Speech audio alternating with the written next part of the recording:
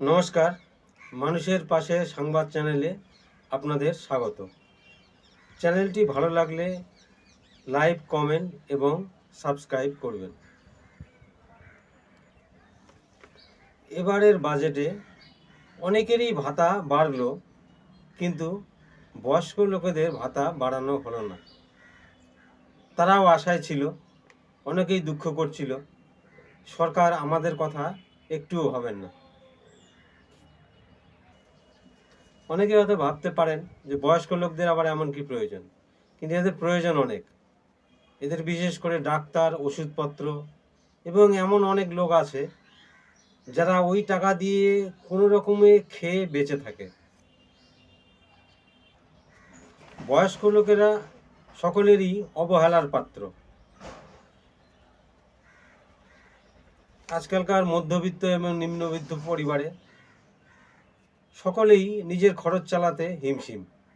তাই নিজের ইচ্ছাতে হোক বা অনিচ্ছাতে হোক, বয়স্ক লোকেদের কথা ভাবার বা তাদের দিকে নজর দেওয়ার কথা তারা হয়তো ভাবতেই পারে না। এই অবস্থায় সরকারই উচিত তাদের কথা ভাবা। আরেকটা কথা, বার্ধক্য ভাতা ঢোকে সবার পরে। মাসের 1 তারিখ থেকেই বয়স্ক লোকেরা ব্যাংকে ব্যাংকে শাখায় শাখায় ঘুরে টাকা তোলার জন্য, আর হতাশ হয়ে ফেরে। অনেকের এমন অবস্থা, ঠিকমতো চলতে পারে না। অনেক কষ্টে কোনো রকমে জরাগ্রস্ত শরীরটাকে টেনে নিয়ে আসে, আর হতাশ হয়ে ফিরে যায়। সরকার কি পারে না মাসের 1 তারিখ থেকে ওদের ভাতাটা ঢোকাতে?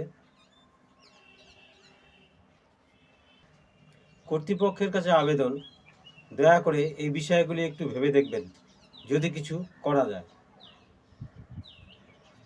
সকলের কাছে আবেদন, এই ভিডিওটি বেশি করে শেয়ার করবেন, যাতে উপযুক্ত কর্তৃপক্ষের কাছে এই বার্তাটা পৌঁছায় এবং বয়স্ক লোকেদের একটু উপকার হয়। নমস্কার।